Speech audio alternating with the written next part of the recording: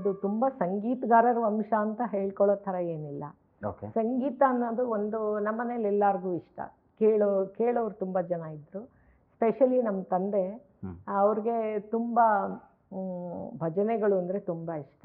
ಆಮೇಲೆ ರಾಮದೇವ್ರ ಪೂಜೆ ಮಾಡೋದು, ಶನಿವಾರ ಬಂತು ಅಂದರೆ ಮನೆಯಲ್ಲಿ ರಾಮನ ಭಜನೆ ಮಾಡೋದು, ಎಲ್ಲರನ್ನೂ ಸೇರಿಸಿ ಜನಗಳನ್ನು ಸೇರಿಸಿ ಸಾಮೂಹಿಕ ಭಜನೆ ಮಾಡೋದು, ಅಂಥದ್ದೆಲ್ಲ ಅವರು ತುಂಬ ಆ ಥರ ಚಟುವಟಿಕೆಗಳಲ್ಲಿ ಅವ್ರು ತುಂಬ ಇಂಟ್ರೆಸ್ಟ್ ಇತ್ತು ಅವ್ರಿಗೆ. ಆ ಥರದ ಇಂಪ್ಯಾಕ್ಟ್ ನಿಮ್ಮ ಮೇಲೆ ಬೀಳ್ತು ಅಂದರೆ ಕೇಳೋದ್ರಿಂದನೇ ಹೆಚ್ಚಾಗಿ ತಾವು ಖಂಡಿತ. ಆಸಕ್ತಿ ಬೆಳೆಸ್ಕೊಂಡ್ರಿ. ಆಮೇಲೆ ಭಜನೆ ಹೇಳ್ಕೊಡೋದು, ಆಂಜನೇಯನ ಮೇಲೆ ಭಜನೆ, ಈ ಬರೀ ಇಂಥದೇ ವಾತಾವರಣ ನಮ್ಮ ಮನೇಲಿ.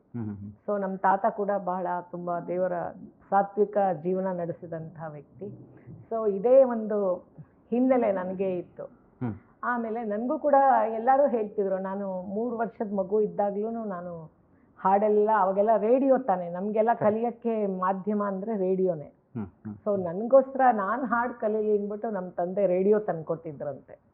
ಆಗ ನಾನು ಅದಕ್ಕೆ ಮುಂಚೆ ರೇಡಿಯೋ ನಮ್ಮನೆಗೆ ಬರೋಕ್ಕಿಂತ ಮುಂಚೆ ನಾನು ಪಕ್ಕದ ಮನೆಗೆ ಹೋಗಿ ಹಾಡೆಲ್ಲ ಇದು ಹಿಂದಿ ಹಾಡುಗಳು ಅವಾಗೆಲ್ಲ ಬರ್ತಿತ್ತಲ್ಲ, ಲತಾ ಮಂಗೇಶ್ಕರ್ದು ರೇಡಿಯೋ ಸಿಲೋನಲ್ಲಿ ಬೀನಾಕ ಗೀತ್ಮಾಲಾ ಬರೋದು, ಆ ಹಾಡುಗಳನ್ನೆಲ್ಲ ಒಂದ್ಸರಿ ಅಲ್ಲಿ ಕೇಳ್ಕೊಂಬಂದು ಆಮೇಲೆ ನಾನು ಅದೇ ಥರ ಯಥಾವತ್ತಾಗಿ ಹಾಡುವಂಥ ಒಂದು ಟ್ಯಾಲೆಂಟ್ ನನಗಿತ್ತು ಅಂತ ನಮ್ಮ ತಾಯಿ ಹೇಳ್ತಾ ಇದ್ರು ಯಾವಾಗ್ಲೂ.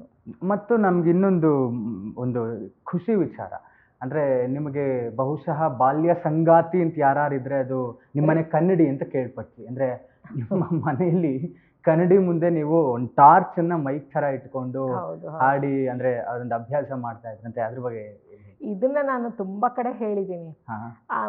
ಮೊದಲು ನಮ್ಗೇನಂದ್ರೆ ಮನೆಯಲ್ಲಿ ಮೊದಲಷ್ಟು ಬರೀ ರೇಡಿಯೋದಲ್ಲಿ ಬರೋದು ಹಾಡು ಕೇಳೋದು, ಅದನ್ನ ಕಲ್ತ್ಕೊಳ್ಳೋದು ಅಷ್ಟೇ ತಾನೇ.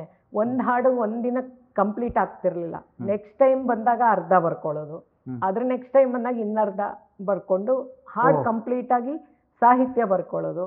ಆಮೇಲೆ ಟ್ಯೂನ್ ಅಂತೂ ಕಲ್ತ್ಕೋತಿದ್ದೆ ನಾನು, ಯಾಕೆಂದ್ರೆ ಅದೊಂದು ನನಗೆ ವಿಶೇಷವಾದ ಟ್ಯಾಲೆಂಟ್ ದೇವರು ಅನುಗ್ರಹದಿಂದ ಕೊಟ್ಟಿದ್ದಾನೆ. ಒಂದ್ಸರಿ ಕೇಳಿದ್ರೆ ನನಗೆ ಗ್ರಾಸ್ಪಿಂಗ್ ಮಾಡಿ ಹಾಡು ಕಲ್ತ್ಕೊಳ್ಳೋವಂಥ ಒಂದು ಟ್ಯಾಲೆಂಟ್ ಇತ್ತು. ಸೊ ಪಕ್ಕದ ಮನೆಯಲ್ಲಿ ನಾನು ಹೇಳಿದ್ನಲ್ಲ, ರೇಡಿಯೋ ಕೇಳಕ್ಕೆ ಹೋಗ್ತಿದ್ದಾಗ ಅವರು ಬೇಕಂತ ಆರಿಸ್ಬಿಡ್ತಿದ್ರಂತೆ.